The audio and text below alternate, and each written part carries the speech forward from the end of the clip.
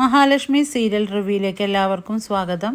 അങ്ങനെ നമ്മുടെ സാഗറും മഞ്ജുവും കൂടെ കമലേശ്വരം ഫിനാൻസിൽ എത്തുന്നുണ്ട്. കണ്ണന്റെയും മഹിയുടെയും അനുഗ്രഹം വാങ്ങിക്കാനായിട്ട് അവിടെ എത്തുന്ന സാഗറിനോടായിട്ട് കണ്ണൻ പറയുന്നുണ്ട്, മഞ്ജുവിനെ കല്യാണം കഴിച്ചാൽ നിനക്ക് വലിയ വലിയ നേട്ടങ്ങൾ ഉണ്ടായി കാണുമെന്ന് വല്ലവരും നിന്നോട് പറഞ്ഞു കാണും. അല്ലെങ്കിൽ പിന്നെ നീ ഇവിടെ കുറേ നാൾ ജോലി ചെയ്തല്ലേ, അതിലൂടെ നീ എല്ലാം മനസ്സിലാക്കി കാണും. പക്ഷേ നീ സാഹചര്യം മനസ്സിലാക്കി മഞ്ജുവിനെ പാട്ടിലാക്കുകയായിരുന്നു. അതുകൊണ്ട് തന്നെ എൻ്റെ മുതലൊന്നും നീ പ്രതീക്ഷിക്കണ്ട എന്ന് കണ്ണൻ തീർത്ത് പറയാണ്. ഇത് കേൾക്കുന്ന മഞ്ജു ആണെങ്കിൽ പറയുന്നുണ്ട്, ഞങ്ങൾക്കൊന്നും വേണ്ട ഏട്ടാ, ഞങ്ങൾ ഏട്ടത്തിയുടെയും ഏട്ടൻ്റെയും അനുഗ്രഹം വാങ്ങിക്കാനാണ് വന്നത്. അപ്പോൾ കണ്ണൻ ചോദിക്കുന്നുണ്ട്, എന്നിട്ട് ഏട്ടത്തി നിങ്ങളെ അനുഗ്രഹിച്ചോ? അനുഗ്രഹിക്കില്ല. നിങ്ങളുടെ രജിസ്റ്റർ മാരേജിൻ്റെ 1 മണിക്കൂർ മുന്നേ ഞങ്ങൾ ഇത് അറിഞ്ഞിരുന്നെങ്കിൽ ഇത് എന്ത് വില കൊടുത്തും ഞങ്ങൾ ഇത് തടസ്സപ്പെടുത്തിയേനെ എന്ന് കണ്ണൻ പറയുമ്പോൾ അപ്പോൾ മഞ്ജു പറയുന്നുണ്ട്, ആര് തടഞ്ഞാലും ശരി, ഞാൻ സാഗറേട്ടൻ്റെ കൂടെ ജീവിക്കാൻ വേണ്ടിയിട്ടാണ് അമ്മാവൻ്റെ വീട്ടിൽ നിന്ന് പടിയിറങ്ങി പോയതെന്ന് മഞ്ജുവും പറയുന്നു. അതുകൊണ്ട് തന്നെ ഏട്ടനും ഏട്ടത്തിയും എത്ര തടഞ്ഞാലും ശരി എൻ്റെ മനസ്സ് മാറില്ല ഏട്ടാ എന്നെല്ലാം പറയാണ്. അപ്പോൾ കണ്ണൻ പറയുന്നുണ്ട്, മേഘനുമായിട്ടുള്ള കല്യാണ സമയത്തും ഇതേ വാശി തന്നെയായിരുന്നല്ലോ നിനക്ക്. മഞ്ജു പറയുന്നുണ്ട്, പക്ഷേ ഇനി എനിക്ക് അബദ്ധം പറ്റില്ല എന്ന് എനിക്ക് ഉറപ്പുണ്ട്.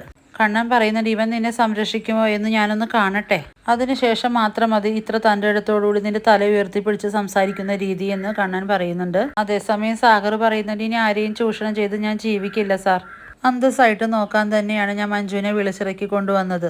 പിന്നെ എന്നോടുള്ള വെറുപ്പ് മഞ്ജുവിനോട് കാണിക്കരുതെന്ന് എനിക്കൊരു അപേക്ഷയുണ്ട് സാർ. എവിടെയെങ്കിലും വെച്ച് ഇയാളെ ഒന്ന് കണ്ടാൽ തിരിഞ്ഞു നിന്ന് സംസാരിക്കാനുള്ള ഒരു മനസ്സെങ്കിലും നിങ്ങൾ കാണിക്കണമെന്ന് സാഗർ പറയുമ്പോൾ കണ്ണൻ പറയുന്നുണ്ട്, നിന്നോടൊപ്പം ജീവിക്കുന്ന ഇവൾക്ക് മുഖം കാണിക്കാൻ ഞങ്ങൾക്ക് കുറച്ച് ബുദ്ധിമുട്ടുണ്ടെന്നും പറയുന്നു. ഇനി മേലാൽ നിങ്ങൾ രണ്ടുപേരും ഇങ്ങോട്ട് വന്നു പോകരുതെന്ന് കണ്ണൻ പറയുമ്പോൾ മഞ്ജു പറയുന്നുണ്ട്, വാ സാഗറേട്ടാ നമുക്ക് പോകാം എന്ന് പറഞ്ഞ് അവിടെ നിന്ന് പോവുകയാണ്. പിന്നീടാണെങ്കിൽ സാഗറും മഞ്ജുവും താമസിക്കുന്ന വാടക വീട്ടിലേക്ക് ദുർഗ എത്തുന്നുണ്ട്. ദുർഗയെ കാണുന്നതോടെ ഇവർ രണ്ടുപേരും ഒന്ന് അമ്പരക്കുന്നുണ്ട്. ദുർഗ വന്നിട്ട് ചോദിക്കുന്നുണ്ട്, നിനക്ക് നാണമുണ്ടോടി ഇവന്റെ കൂടെ ജീവിക്കാനായിട്ട്? നിന്റെ ഭർത്താവിനെ നീ അവിടെ ഇട്ടിട്ടല്ലേ ഇങ്ങോട്ട് വന്നത്?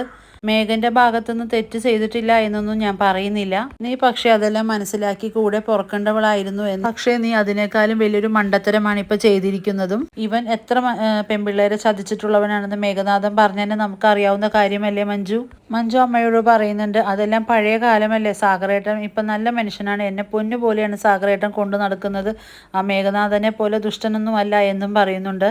ദുർഗ പറയുന്നുണ്ട്, ഇവനെ നീ ഉപേക്ഷിച്ചിട്ട് മേഘൻ്റെ കൂടെ ജീവിക്കാനായിട്ട് നീ അവിടേക്ക് വരണമെന്ന് പറയുന്നു. അപ്പോൾ മഞ്ജു പറയാണ്, അത് ഒരിക്കലും സാധിക്കാത്ത കാര്യമാണ് അമ്മ എന്നോട് പറഞ്ഞതെന്ന് പറയുമ്പോൾ ദുർഗക്ക് വളരെയേറെ ദേഷ്യമാവുന്നു. ഇതേ സമയം സാഗർ മഞ്ജുവിന് വേണ്ടി സംസാരിക്കുന്നുണ്ട്, നിങ്ങളുടെ ആരുടെയും ഒരു സഹായവും ഞങ്ങൾക്ക് വേണ്ട, ഞാൻ മഞ്ജുവിനെ പൊന്നുപോലെ നോക്കുമെന്നെല്ലാം പറയുന്നത് കേട്ട് ദുർഗ പറയുന്നുണ്ട്, ഇവനും ആ കണ്ണന്റെ സ്വത്ത് കണ്ടിട്ട് തന്നെയാണ് നിന്നെ കൂടെ കൂട്ടിയിരിക്കുന്നതെന്ന് പറഞ്ഞ് സാഗറിന്റെ കരണം നോക്കി ഒന്ന് കൊടുക്കുന്നുണ്ട് കേട്ടോ ദുർഗ. പിന്നീടാണെങ്കിൽ ദുർഗ മേഘനാഥന്റെ അടുത്തേക്ക് എത്തുന്നുണ്ട്. നീ ഇത്ര വലിയ മണ്ടനായി പോയിരുന്നല്ലോ, നിനക്ക് അവളെ ഒന്ന് പിടിച്ചു നിർത്താനുള്ള കഴിവ് പോലും ഉണ്ടായിരുന്നില്ലല്ലോ എന്നെല്ലാം പറഞ്ഞ് ദുർഗ മേഘനെ ആകെ കളിയാക്കുന്നുണ്ട്. ഇനി നിനക്ക് എവിടെ നിന്നാണ് സ്വത്ത് കിട്ടുന്നത്? മഞ്ജു നിന്റെ ഭാര്യയായി ഇരുന്നാൽ മാത്രമല്ലേ കണ്ണന്റെ സ്വത്തുക്കൾക്ക് നിനക്കും കൂടി കിട്ടുള്ളൂ എന്ന് പറയുന്നുണ്ട്. ശരിക്കും പറഞ്ഞ അപ്പച്ചി അനന്തരവൻ തന്നെ കുഴിവെട്ടി മൂടി എന്നെല്ലാം പറഞ്ഞ് ദേഷ്യപ്പെട്ട് മേഘന്റെ അടുത്ത് നിന്ന് ദുർഗ പോകുന്നുണ്ട്. പിന്നീട് കരുണയാണെങ്കിൽ പറയുന്നുണ്ട്, ഒരു കല്യാണവും കഴിച്ച് അതിൽ കുഞ്ഞുമുണ്ടായാൽ ഇത്രയും പ്രശ്നം ഉണ്ടാക്കേണ്ട ഒന്നും കാര്യം മഞ്ജുവിന് ഇല്ലല്ലോ എന്നും കണ്ണനോടായിട്ട് പറയുന്നുണ്ട്. അപ്പോൾ കണ്ണൻ പറയുന്നുണ്ട്, അതൊന്നും പറഞ്ഞാൽ നിനക്ക് മനസ്സിലാവില്ല. അപ്പോൾ മഹാലക്ഷ്മി പറയുന്നുണ്ട്, ഒരു കുഞ്ഞിനെ ജനിപ്പിച്ചാൽ അതിനെ നല്ല രീതിയിൽ നോക്കാനുള്ള കഴിവ് ആ അച്ഛനും അമ്മയ്ക്കും ഉണ്ടാവണം, അല്ലെങ്കിൽ അതിന് പോവാതിരിക്കുന്നതാണ് ഏറ്റവും നല്ലതെന്നും പറയുന്നു.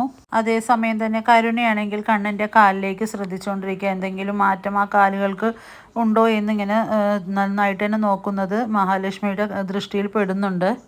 മഹാലക്ഷ്മിക്ക് മനസ്സിലായി കണ്ണൻ്റെ കാലുകൾക്ക് ചലനശേഷി ഉണ്ടോ എന്ന് ശ്രദ്ധിച്ച് നോക്കുകയാണ് കരുണയെന്ന് മനസ്സിലാക്കുകയാണ് നമ്മുടെ മഹാലക്ഷ്മി. ഇതെല്ലാം കാണിച്ചാണ് ഇന്നത്തെ റിവ്യൂ അവസാനിക്കുന്നത്. വീഡിയോസ് എല്ലാം ഇഷ്ടമാവുകയാണെങ്കിൽ ലൈക്ക് ചെയ്യുക, സബ്സ്ക്രൈബ് ചെയ്യുക.